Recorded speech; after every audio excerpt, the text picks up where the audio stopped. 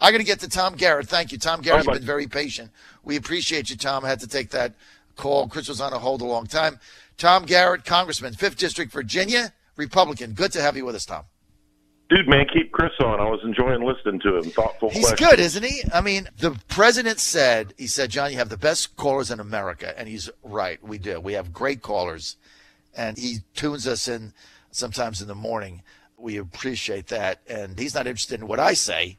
He's interested in what our callers have to say. He said, I don't really care what you say. I want your callers because they're really the spinal cord of America. So here's the deal, Congressman. Let's get to these tariffs. Are you part of the Hairs on Fire Brigade?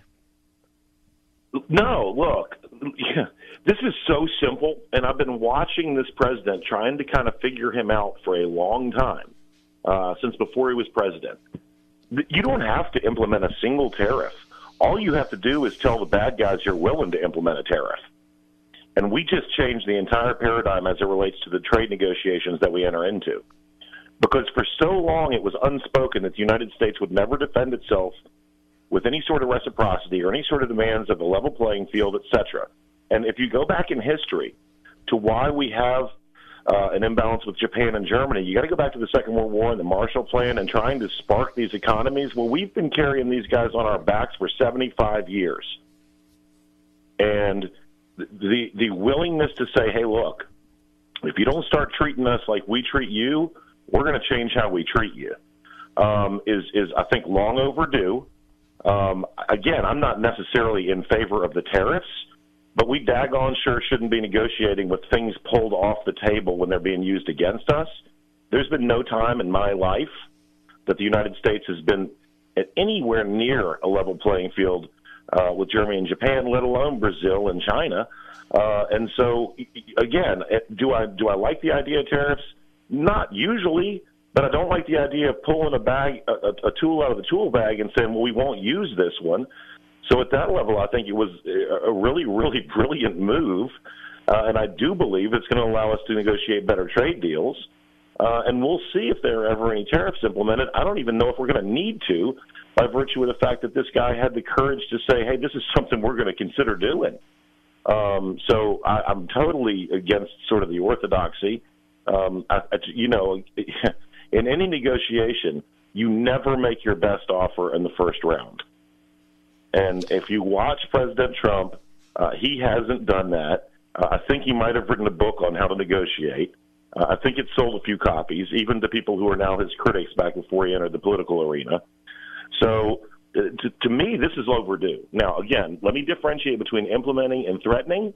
Having said that, if the threat that you make isn't credible, then it's meaningless. And I think in this instance it's credible. And I think you have people with whom we've had an imbalance sort of scratching their heads and going, well, it looks like the status quo has changed in the United States, and they might be willing to stand up for themselves, and I applaud that. You know, and I appreciate your saying that because, look, it is negotiation. And the president today said, or he said yesterday, look, you know, maybe I'll be open to modifying some of this, but let's see how the NAFTA negotiations go.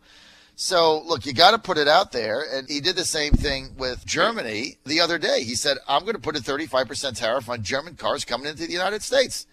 And if that means that you can't buy a Mercedes because they're priced out of the market, well, that's too damn bad. You're going to have to buy a Cadillac if you want a luxury car or something made here in the United States. Or that is, at least on paper, resurgent. And you got a German nation that's been sleeping under the blanket of American-provided security for 4 generations plus. And you know, it's about time these guys started carrying their own weight. I was reading something the other day written by somebody who was politically opposed to me, who said Canada spends 1/14 what we do on defense or something to that effect. Well, yeah, because they know we're here. Everybody needs to get some skin in the game. At too long, the American workers have sacrificed to the detriment of our children and our families and our future. Again, I want to be allies to these countries. I'd like to be a good friend. But when you have to cajole the Germans, and I had a conversation with the defense minister last year, to get to 2% of GDP on defense spending, when if the Russians decided to hit the go button, they'd be to the Atlantic Ocean before the United States had a sizable deterrent. Now that we've pulled most of our forces out of Germany, that's something. That's something. So, this is, I think, the equivalent of tough love. The Germans are like a 23-year-old who still lives in the basement. It's time for them to take a little bit of responsibility for themselves. Ditto the Canadians with their virtue signaling and their high-handed sort of, look how wonderful we are. If we weren't around, they'd either change their paradigm or become some province of Russia. So, it's high time that we at least stood up for the American family worker in the future. You know what, Congressman Garrett, truer words have never been said. And just to give you a little bit of background here on this steel, here's the deal. The United States imported 34.5 million metric tons of steel from around the world in 2017. That is a 16% increase over 2016, right? So the steel imports have gone up by 16%, and our steel produced in the U.S. only grew by 3%. So imports grow by 16, domestic production of steel grows by 3%, and so it doesn't make any sense. We're buying the steel. The silver lining is that our production, our imports increased so much because our manufacturing and production went up. That's the sign of an improving economy, but ultimately, if you want it to continue to improve, you need to look around the world. Look, we have a competitive disadvantage by virtue of the fact that we rightly pay our workers a good wage. Now, the advantage that we have is it costs money to put something on a train, take it to a port, put it on a ship it to a port, take it off a ship, etc. But if we need to take care of our workers, and when you let people put tariffs on our products outbound, but don't do this, don't even consider doing the same inbound. Again, I'm not advocating on behalf of it. I'm advocating on behalf of having all of our tools in the toolbox when we go to the table. That's just foolishness. Well, the other stat I just want to bring out, because I've had a lot of people say, well, the Chinese situation is, we're only importing 10% of our steel from them. I just want to put this out there. China right now, today, if you stop the clock, right now China has a 50% global market share in steel. Think about that. 50% of the world's steel is being imported from China. Now, that steel goes from China. Let me take it another direction. And they're 50%. Burning a lot of coal to make that steel. Exactly. Meanwhile, we've got a Paris Peace Accord and a Kyoto Agreement that say that China can continue to increase their greenhouse gas outputs, but the United States is going to scale back and kill jobs. Essentially, they say, the Chinese are ahead of us in reducing. No, they've actually allowed them to increase, and they're not increasing as fast as they're allowed. That's crazy. If this is a zero-sum game, and an emission is an emission is an emission, how come we're letting the Chinese and the Russians and the Indians increase while we stymie our economy? If it's about taking care of the climate, let's take care of the climate. But what it looks like it's about is global income and redistribution and shifting power from traditional, successful liberal democracies. So, yeah. You are so spot on. I tell you what, that last 10 minutes is about as effective a commentary from any politician, Tom Garrett, that I've had in a long time. You're absolutely spot on with that.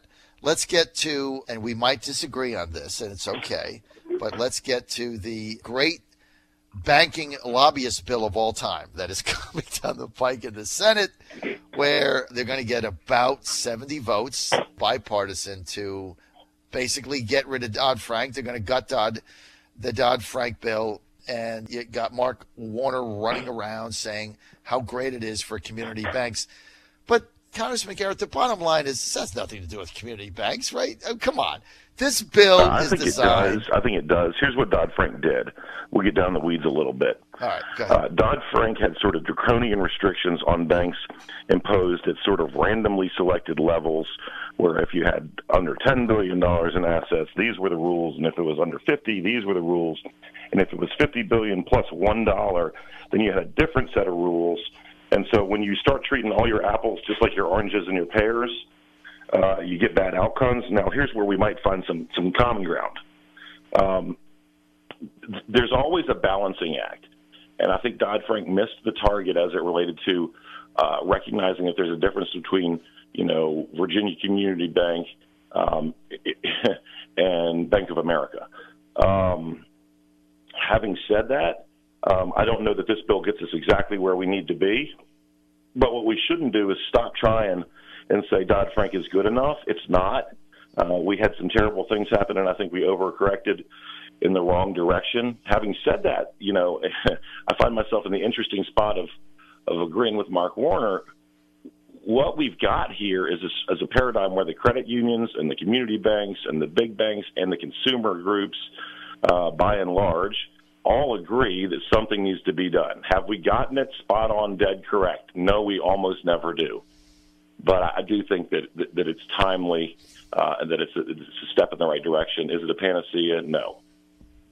So I guess what bothers me about the rollback of Dodd-Frank, and there's a lot of things about Dodd-Frank that I don't like, but what bothers me about the rollback is it's being sold as getting the regulatory demands off of community banks, which, as you know, are getting gobbled up by big banks because of the regulations imposed by Dodd-Frank, and they can't comply with them, and it costs so much money that they don't have enough assets. But the problem is they made the threshold, and again, I don't want to get in the weeds either, but they made the threshold of $250 billion in assets. Well, I mean, a community bank doesn't have $250 billion. So they made the threshold big enough so it includes banks like all those middle-level banks like Fifth First and things like that, huge banks with, $220 billion of assets. These are not community banks. So to me, if you're going to deregulate for community banks, then, the asset level should be, I don't know, 75 billion, maybe 100 billion, but not 250. I mean, that's major banks. I don't disagree with you, but what you're doing now is doing exactly what you just said you didn't want to do and getting down in the weeds. There's a number somewhere or a different system. What you have to do is make sure that there are assets on hand to cover risks that the banks take so that we don't have another too big to fail scenario, because that was stupid and horrific. And that you differentiate between small, mid-size, and big banks, recognizing that there are entirely different paradigms in each case. So I don't know if this is must-listen-to radio right now. I'm not telling you this is the best thing since sliced bread. I'm just telling you that Dodd-Frank overcorrected in the wrong direction, and I think we're going back. Maybe we're going too far in the right direction so that it's the wrong direction again. But this is, again, John, here's, with all due respect, you just don't sit and do nothing. I'll tell you this, I'm not on the Financial Services Committee, so this isn't something that I had a real strong hand in crafting, although sometimes we find a way to get into some legislation in different committees, but that's another longer show. It ain't perfect. I think it's going to end up being better than the status quo. Sometimes in this darn town, that's what you're going to get, which stinks, but I've been here for 14 months. Maybe we'll change it after 15. All right, so the bottom line, and I think we can both find common ground here, the biggest beneficiaries of this bill are banks with between $1 billion and $250 billion in assets. That's the 10th through the 35th largest banks. My position is these are not local community banks. Your position is they're still covered, and we have to do something, and maybe there's a compromise in there. And I think both of us okay, so do your top 10, then do your next 20, then do your next 30. Right. Why do we have to have black and white? Why can't we have black, white, gray, brown? No, you're right. You're right. There's a compromise here, and I think we're saying the same thing. We both agree that the Dodd-Frank regulations are suffocating your traditional Main Street community bank. If you're driving on 460 going from Richmond to Hampton Roads, you'll pass 3 or 4 of them. They have 1 or 2 branches. They're being suffocated. Dodd-Frank is putting them under. That's a bad thing. And those are the banks where the people that work there sit in the pews in church next to you on Sunday, where, and this is a true story, if I'm in Northern Virginia 10 years ago with my daughters and my debit card doesn't work on a Saturday because there's been some sort of error, I can call Danny Carter and I'll get in the car and drive to the office on a Saturday at 6:30 p.m. and fix it. You can't do that at Bank of America. Now, let's be clear, though, John. If you've lived in a small town for a long time in Virginia, and I did, and do, I can remember when the Sovereign Bank became First Virginia Bank, became Wachovia Bank. This has always happened. Right. Having said that, what we're trying to do is create a paradigm wherein banks can't fleece their clients, take such incredible risks that when the bottom falls out of the market, we all have to pay for it. And where the sweet spot is, we can debate all day.